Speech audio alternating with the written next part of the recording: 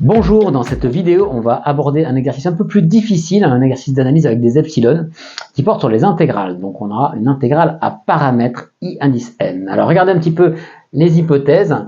On suppose ici que f va de 0 à 1 dans R, qu'elle est continue, et telle que f de 1 est différent de 0. Ouais. On pose in est égal à l'intégrale de 0 à 1 de t puissance n fois f de t dt. On appelle ça parfois moment de f, le nème moment de f. Et on veut montrer que in est équivalent à f de 1 sur n. Ouais, donc vous voyez pourquoi on supposait qu'f de 1 est différent de 0, parce que sinon ça fait f de 1 égale 0, c'est un peu embêtant pour un équivalent. Donc en fait, on a l'impression que tout va se concentrer, si vous voulez, dans f de 1. Donc 1 joue un rôle un petit peu particulier là-dessus. Alors c'est assez naturel, parce que vous pouvez constater que en fait, la fonction de t puissance n, elle est là où elle est le plus grande, c'est en 1 justement. Ouais, donc ça va se concentrer autour de f de 1. Alors d'abord, on vous demande de le montrer dans le cas FC1, qui est un exercice de niveau très classique. Et après, nous, on va faire le cas F continu. Ouais. Allez, je vous laisse un petit peu chercher le cas de FC1, c'est assez classique.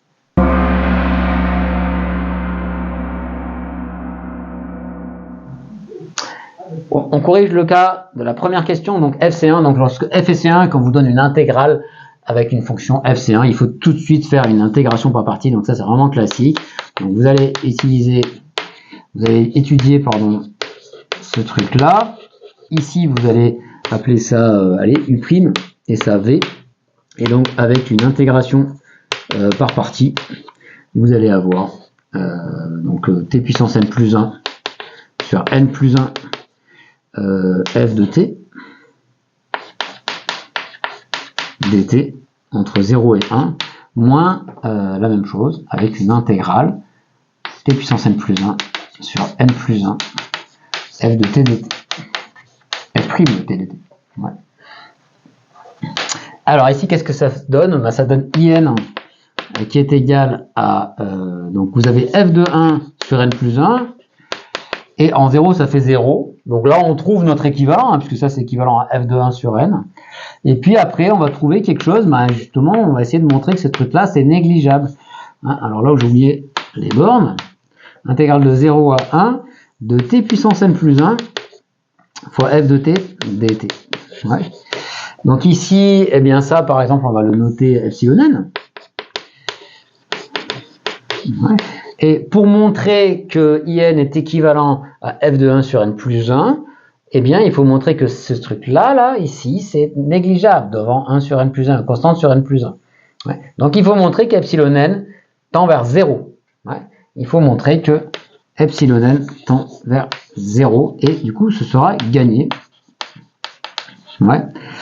Alors, pourquoi epsilon n tend vers 0 ? Ça, c'est assez classique. J'ai oublié le prime, encore une fois.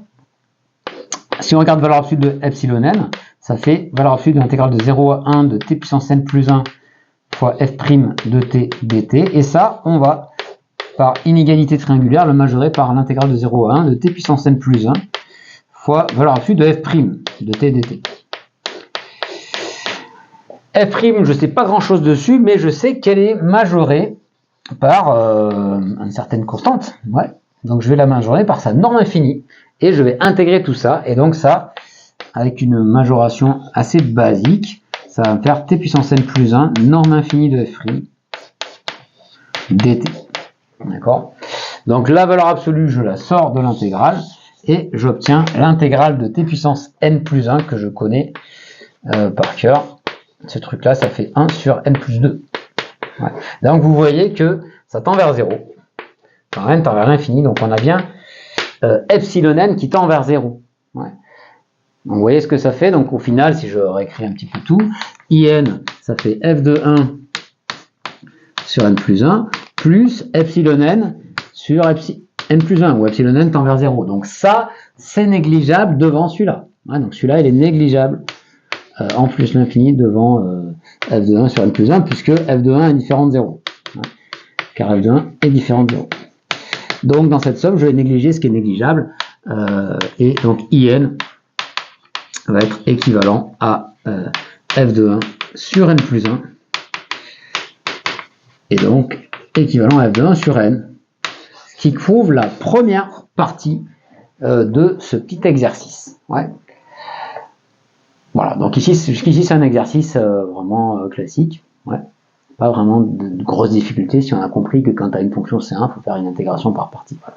Donc maintenant, on va passer à la deuxième partie. Si f est continu, j'ai plus le droit de faire mon intégration par partie puisque elle n'est pas forcément dérivable, elle n'est pas forcément C1. Alors comment je vais faire? Écoutez, je vais vous laisser réfléchir un petit peu d'abord.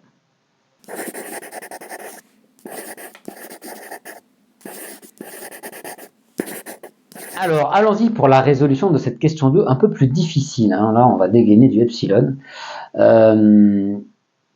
Ici, on va regarder IN et on va le comparer à f de 1 sur n.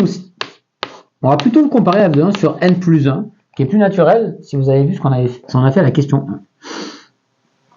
Et ça, on va essayer de montrer que ce truc-là, c'est négligeable devant 1 sur n. D'accord? Si on arrive à montrer ça, on a gagné. Parce que du coup, IN, ça sera ça plus un truc négligeable. Donc, ça va être équivalent à ça. Donc, on va poser, pour n fixé, on va poser delta. Alors, on va poser quoi? On va poser, tiens, allez, UN est égal à n fois ce bazar. Et il faut montrer que UN tend vers 0. Ouais, donc ça c'est approuvé. Voilà. Je réexplique un petit peu pourquoi. Hein. Si vous avez UN qui tend vers 0, ben regardez ce que ça fait. Vous avez IN qui est égal à f de 1 sur n plus 1 plus UN sur n. Ouais, donc ça, c'est équivalent à f de 1 sur n plus 1, puisque f de 1 est non nul, et ça va être négligeable. Donc IN, ce sera équivalent à f de 1 sur n plus 1. D'accord? Voilà pourquoi il suffit de montrer que UN tend vers 0. Alors, allons-y pour UN, on va détailler un petit peu ce que ça vaut UN. Une première idée qui est assez importante ici, c'est de noter que, on va mettre une petite ampoule, que 1 sur n plus 1, c'est l'intégrale de 0 à 1 de t puissance n. Donc ça, c'est un résultat qu'il vaut mieux connaître, ouais, parce qu'il est quand même assez classique. Et alors, pourquoi ça fait ça? L'idée, c'est d'écrire ça sous cette forme, ici, intégrale de 0 à 1. Ouais. Donc, UN, c'est n fois, alors, intégrale de 0 à 1 de t puissance n fois f de t dt, donc ça, c'est la définition de IN, moins l'intégrale de 0 à 1 de t puissance n fois f de 1 dt. Le f de 1, c'est une constante, donc je peux le rentrer en dessous.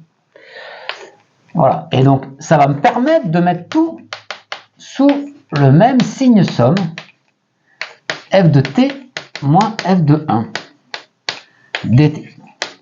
Je veux montrer que UN tend vers 0, donc je vais regarder sa valeur absolue, et par inégalité triangulaire, ça va me faire inférieur à n fois l'intégrale de 0 à 1, valeur absolue de t puissance n, mais bon, comme t est positif, il n'y a pas de souci. Et là, j'ai valeur absolue de f de t moins f de 1 dt. Voilà, donc il faut montrer que ça tend vers 0. Alors, qu'est-ce qui se passe? Ici, sous le signe somme, t puissance n, à t fixé, il tend vers 0. Sauf pour t égale 1. Parce que pour t égale 1, il vaut 1. Donc comment gérer ça? Eh bien ici, ici, ça c'est... en fait, c'est petit quand t est proche de 1, puisque f, elle est continue en 1. Donc quand t est proche de 1, c'est lui qui est petit. Et quand t est loin de 1, c'est lui qui est petit. Donc il se compense. Donc l'idée, c'est d'aller faire une découpe de ça avec un certain a entre 0 et 1, qui sera moralement proche de 1. Ouais. Mais pour bien faire, en fait, on est obligé de dégainer du epsilon. Donc on va se donner epsilon strictement positif. Et on va dire que f est continu en 1. F est continu en 1. D'où un certain delta strictement positif, ou un certain, ouais, on va plutôt l'appeler A, tiens, A appartenant à 0,1, ouais, tel que, eh bien, quel que soit X, quel que soit T appartenant à A1, eh bien, f de T moins f de 1 est inférieur à epsilon sur 2, par exemple. Tiens, je suis en train de faire une découpe, donc j'ai envie de prendre epsilon sur 2, on verra s'il faut ajuster après. D'accord? Et donc, je vais couper l'intégrale qui est là, avec châle. Ouais. UN, c'est inférieur à n fois l'intégrale de 0 à 1, 0 à A, pardon, de t puissance n, valeur absolue de f de t moins f de 1 dt, plus n fois l'intégrale de A à 1 de t puissance n fois f de t moins f de 1 dt, en valeur absolue. Ouais. D'accord? Donc ça, d'après ce que j'ai dit tout à l'heure, cette partie-là, ça c'est inférieur à epsilon sur 2. D'accord? Bon. Et l'intégrale de 0 à 1, de A à 1 de t puissance n, je vais le majorer carrément par l'intégrale de 0 à 1. C'est plus petit puisque j'intègre moins et que tout est positif. Ouais. Donc ça va être inférieur à epsilon sur 2. On va écrire ça tout à l'heure. Et puis alors là, qu'est-ce qui se passe dans le premier terme? Dans le premier terme, en fait, on ne va pas se servir de f. On s'en fout.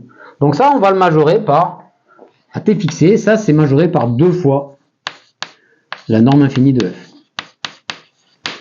D'accord? Alors qu'est-ce qu'on obtient? Ici, on obtient que c'est majoré par 2 fois la norme infinie de f fois n, et puis vous avez l'intégrale de t puissance n. Donc ici, l'intégrale de t puissance n, ça fait t puissance n plus 1 sur n plus 1, entre 0 et a. Et puis après, pour le reste, vous avez n fois epsilon sur 2, et puis vous avez cette intégrale dont j'ai dit que, intégrale de 1 à t puissance n, ça c'est majoré par l'intégrale de 0 à 1 de t puissance n dt qui vaut 1 sur n plus 1. Ouais. Donc un, c'est inférieur ou égal à quoi? Donc ici vous avez, en 0 ça fait 0, 2 fois norme infinie de f fois a puissance n, plus 1, pardon, n sur n plus 1, plus epsilon sur 2, n sur n plus 1. Ça va jusqu'ici? Alors n sur n plus 1, je vais juste dire que c'est inférieur à 1. Ouais. Donc, un. Donc ça, voilà, je dis que ça, c'est inférieur à 1. Ici et là. Inférieur à 1. Donc, qu'est-ce que j'obtiens? J'obtiens 2 fois norme infinie de f, a puissance n plus 1, plus epsilon sur 2. Ouais. Donc ça, et qu'est-ce qui se passe ici? Ben ça tend vers 0,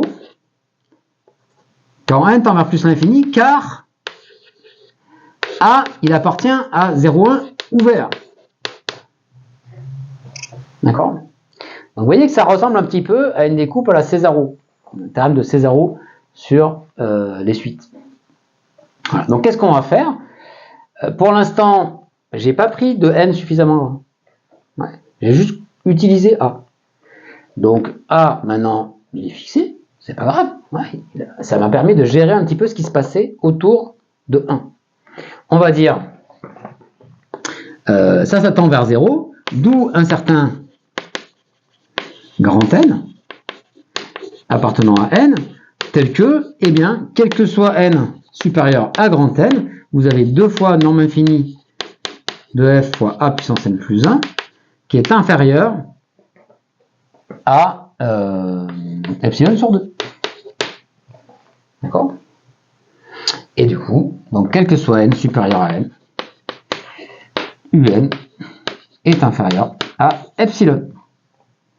Et ainsi, on a bien, pour tout epsilon, j'ai trouvé un n, tel que pour tout n, valeur absolue du n est inférieure à epsilon. Ainsi, un tend vers 0. Et c'est ce qu'il fallait démontrer. On peut donc conclure que IN équivaut à f de 1 sur n, même si f est uniquement continu. Voilà, pour un exercice un peu plus difficile. Merci à vous et à bientôt.